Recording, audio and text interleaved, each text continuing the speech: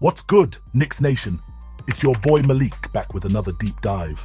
And today we're about to break down something that's got everyone talking. The evolution of our three-point shooting. Now, if you've been following the team closely, you know we had some struggles early on, but things are starting to look different.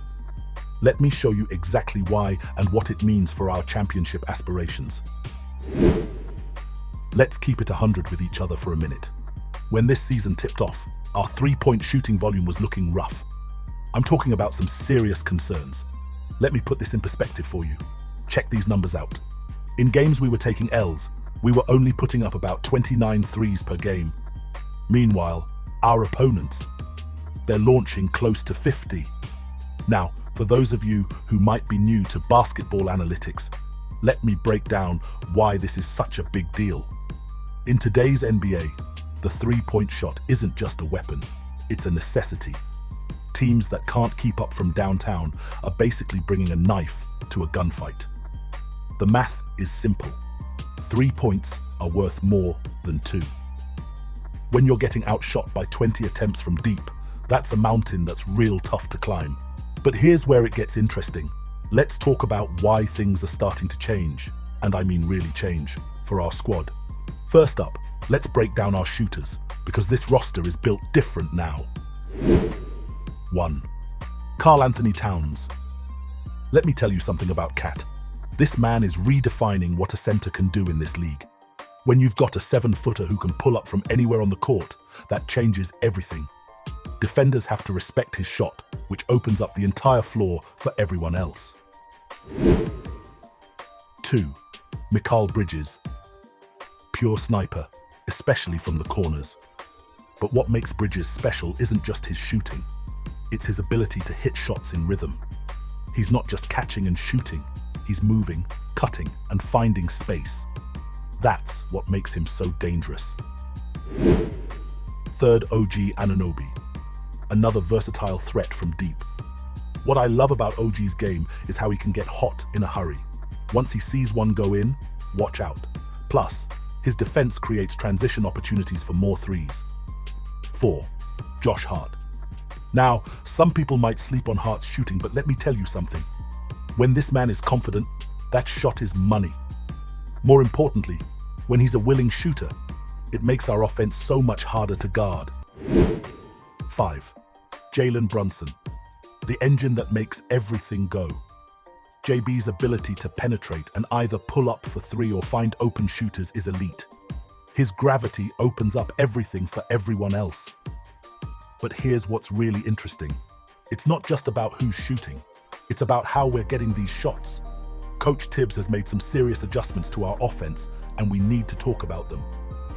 Let's break down these adjustments. 1. Drive and kick game. We're seeing a lot more penetration with purpose. Our guards are getting into the paint not just to score, but to collapse the defense and find open shooters.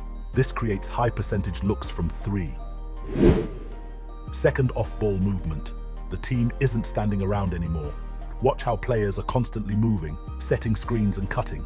This movement creates confusion for the defense and leads to open shots. 3. Transition, threes. We're pushing the pace more off turnovers, and instead of always going for layups, we're finding shooters on the wing. These are some of the highest percentage threes you can get. Let me show you how this is working in real games. Take our recent game against the Heat. We put up 40 threes and hit 45% of them. That's elite level shooting. Cat went absolutely crazy with 44 points, including 4 of 5 from deep. But it wasn't just the makes, it was how we got them. Look at this beautiful offensive sequence. Tibbs is showing us something new here. First, we've got Brunson and Cat running a pick and roll with great spacing. They've cleared out that entire side of the court. Now, here's where it gets interesting. Jovic is hanging around the nail position, ready to help on defense. But watch what happens next. The Knicks completely flip the action to the other side, with OG and Bridges immediately running their own pick and roll on the weak side. The ball movement here is elite, and check out Brunson's basketball IQ. His relocation after starting the initial action creates even more problems for the defense. This is exactly the kind of offensive creativity we've been wanting to see from Tibbs's playbook. The timing and execution are perfect here.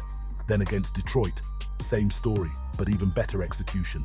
38 threes, 47% accuracy, and check this out, 31 assists. That's the kind of ball movement that wins championships. Now, let's talk about something really important, sustainability. The big question is, can we keep this up? Well, let me break down why I think this improvement isn't just a hot streak. 1. Shot quality. We're not just taking more threes, we're taking better threes. The shot quality has gone way up, which means these percentages are more likely to hold. 2. Multiple creators. We're not relying on just one or two guys to create shots. Multiple players can generate good looks, which makes us harder to defend. 3. Defensive identity. Our defense is still elite, which means we can generate transition opportunities for good looks from 3. But there are some challenges we need to address. 1. Consistency, game to game. We need to maintain this level of shooting against all types of defenses. Elite defensive teams will try to run us off the line. 2. Late game execution. In close games, we need to stick to what's working and not fall back into old habits. 3. Adapting to different matchups. Different teams will defend us differently. We need to be able to adjust our three-point attack based on the opponent. Speaking of matchups, let's look at how this improved shooting changes things against our main competitors in the East, Boston Celtics. Their switching defense is tough, but our improved shooting creates more space for drives. Multiple shooters make it harder for them to help off anyone. Milwaukee Bucks can pull Brook Lopez away from the rim, forces Giannis to choose between protecting the paint and closing out. Philadelphia 76ers creates driving lanes against Embiid, makes their drop coverage more vulnerable. Now, here's what really excites me about all this. We're not even at our ceiling yet. Think about it. 1. Players are still getting comfortable with each other. 2. Some guys are still finding their rhythm. 3. Tibbs is still experimenting with different lineups. 4. We've got young players who are still developing. The potential for this team is through the roof. But it all comes down to maintaining this level of shooting and continuing to evolve our offense. So, Knicks Nation, what do you think? Are you seeing what I'm seeing with this improved three-point shooting? Do you think this is sustainable? What lineup combinations do you want to see more of? Drop your thoughts in the comments below. Let's get a real discussion going about where this team is headed. And while you're down there, if you're enjoying this type of in-depth analysis, make sure to smash that like button. Hit subscribe if you haven't already. Turn on those notifications so you never miss an upload. We've got more breakdowns coming, including individual player analysis, defensive schemes, and so much more. Before we wrap up, let me leave you with this thought. What we're seeing isn't just a hot streak, it's an evolution.